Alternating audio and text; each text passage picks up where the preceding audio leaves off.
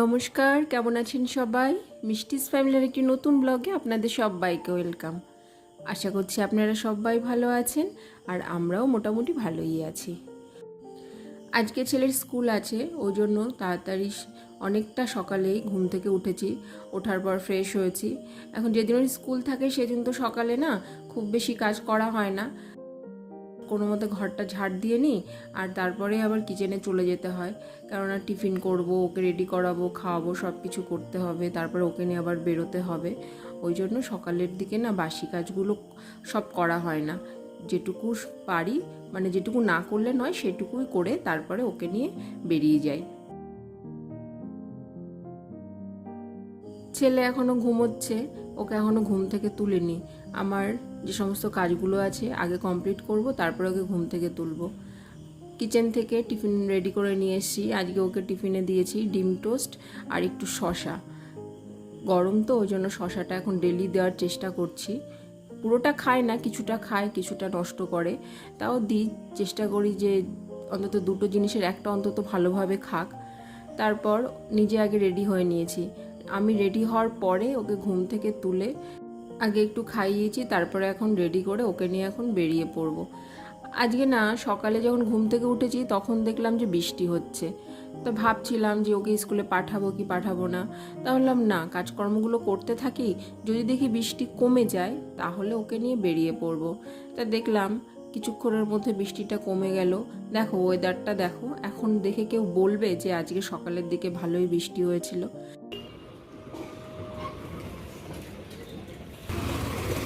আসেনি, ওঠো ওঠো ওঠো ওঠো রিও ওঠো, উঠবি তো?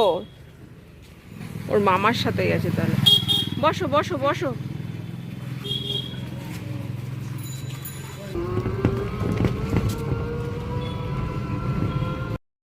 স্কুলে আসার আগে ওর মধ্যে যে আলসেমিটা কাজ করছিল, ঘুম থেকে ওঠার পর যেটা হয়, তাই স্কুলে ঢোকার পর যে বন্ধুদের পেয়ে গেছে এখন অনেকটাই চনমনে হয়ে গেছে। এখন অনেকটাই ওকে এনার্জেটিক লাগছে দেখতে, আর আমাকে ছেড়ে দেখো ফ্রেন্ডের সাথে একা একাই হাঁটতে শুরু করে দিয়েছে। তো এখন বাজে সকাল 8টার মতো, ছেলেকে স্কুল থেকে দিয়ে ড্রেস চেঞ্জ করে এখন আবার কাজে লেগে পড়েছি। সকালের দিকে তো সব কাজ করা হয়নি, মানে প্রতিদিন যে কাজকর্মগুলো থাকে সকালের দিকে সব তো করতে পারিনি, তাই যে কাজগুলো বাকি ছিল সেগুলো এখন আস্তে আস্তে করব। আজকে না অতটা গরম নেই, আগেই বললাম যে আজকে সকালের দিকে ভালোই বৃষ্টি হয়েছে, ওই জন্য ওয়েদারটা না একটু বেশ ঠান্ডা ঠান্ডা আছে, আর খুব বেশি রোদের তেজটাও নেই। গরমে তো কাজ করতে অনেকটা কষ্ট হয়, সেই সকালে ওঠার পর থেকে তো দেখো একটু টাইমও বসতে পারিনি, একের পর এক কাজ করেই চলেছি। কিন্তু যেহেতু আজকে ওয়েদারটা ভালো, সেজন্য কাজ করতে না অতটা কষ্ট হচ্ছে না। সকালে বেরোনোর আগে তো বিছানাটা ঠিকঠাকভাবে সেট করা হয়নি, একটু গুছিয়ে রেখে গেছিলাম, কিন্তু প্রপারলি যে সেটটা সেটা করা হয়নি। তা এখন বিছানাটা ঠিকঠাক করে একটু গুছিয়ে নেব।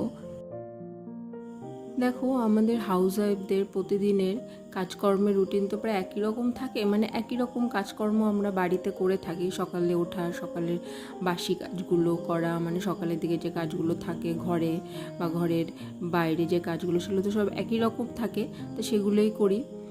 তো আমি যখন প্রথম ব্লগিং শুরু করি তখন ভাবতাম যে একই রকম কাজকর্ম করব, সেটা করতেও একঘেয়েমি লাগে আর তোমাদের দেখাতেও একঘেয়েমি লাগে। কিন্তু না, এখন দেখলাম যে না, এটা তো আমাদের হাউস ওয়াইফদের বা আমরা যারা গৃহবধূ বা ওয়ার্কিং ওমেন যাদের থাকে তাদের একটা অন্য রুটিন হয়, কিন্তু আমরা যারা গৃহবধূ তো আমাদের রুটিন তো একই রকম হয়, তাই না? আর সেই কাজগুলো করতেই আমাদের অনেকটা সময় কেটে যায়, কিভাবে যে সকাল থেকে রাত পর্যন্ত কেটে যায় সেটা তো বুঝতেও পারি না। মানে তাও এত ব্যস্ততা, বাইরে কাজ করলেই যে তার একটা ব্যস্ততা থাকে তা নয়, আমাদের মতো হাউস ওয়াইফদেরও ঘরে কিন্তু প্রচুর কাজ। সারা দিন আমাদের অনেক কাজই করতে হয়, অনেক ব্যস্ততার মধ্যে দিয়েই যেতে হয়। মানে এমনও হয়ে যায় সময় সময় যে সংসার সামলে, বাচ্চা সামলে, তারপরে সমস্ত কাজ সামলানোর পর না নিজের জন্য না অবসর টাইমটা খুব একটা বেশি পাওয়া যায় না, অনেকটা ব্যস্ততার মধ্যে দিয়েই কাটাতে হয়।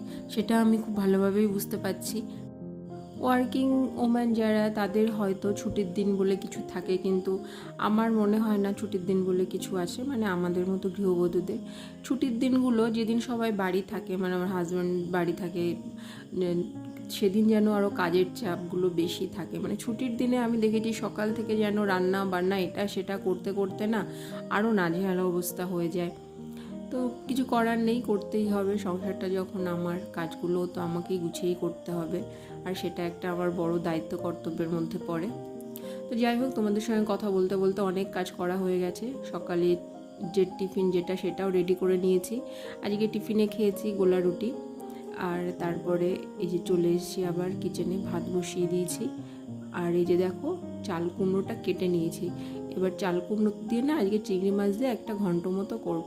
তার জন্য চাল কুমড়োটা একটু ভালো করে নুন দিয়ে মেখে রেখে দেবো। এতে কি হবে, জলটা না ঝরে যাবে, চাল কুমড়োর জলটা, এক্সট্রা জল বেরিয়ে গেলে, আর চাল কুমড়োটাও না নুন দিয়ে মাখার জন্য একটু নরম হয়ে যাবে, আর রান্না করতেও বেশি টাইম লাগবে না। আর আজকে বাজার থেকে এনেছে বাবা বড় বড় তেলাপিয়া মাছ। এই মাছগুলোই আজকে ঝোল করব। আর এদিকে ভাত তো প্রায় হয়ে গেছে, ভাত বসিয়েছি অনেকক্ষণ আগে। ভাত বসিয়ে দেওয়ার পর মাঝে এতগুলো কাজ করে নিয়েছি। তো এখন আস্তে আস্তে মাছগুলো সব ভেজে নেব, তারপরে মাছের ঝোলটা করব। চাল কুমড়ো যেটা কেটে রেখেছি ওটা পরে করব, কেননা ওটা না একটু নরম হতে টাইম লাগবে।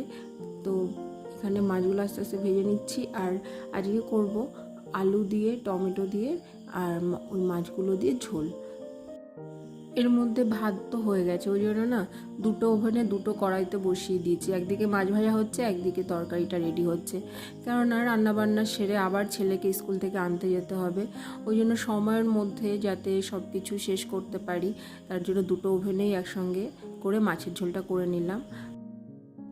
এবার চাল কুমড়োর ঘন্টটা রান্না করব। চাল কুমড়োটা জলটা ঝরে যাওয়ার পর অনেকটাই নরম হয়ে গেছে, ওই জন্য না এটা রান্না করতে আর খুব বেশি টাইম লাগবে না। আর এটা খুব অল্প কিছু দিয়ে রান্না হয়ে যায়, জাস্ট একটু জিরে ফোড়ন দিয়ে, আর চাল কুমড়ো, চিংড়ি, নুন, হলুদ নর্মাল যেভাবে করি, আর একটু চালের গুঁড়ো দিয়ে দিলাম। বেশ একটা ঘন্টটার মধ্যে চালের গুঁড়োটা দেওয়ার জন্য একটা আঠা আঠা ভাব আসবে। এটা আমার মায়ের রেসিপি, মার কাছ থেকে শিখেছি, আর আমার খুব পছন্দের রেসিপি এটা।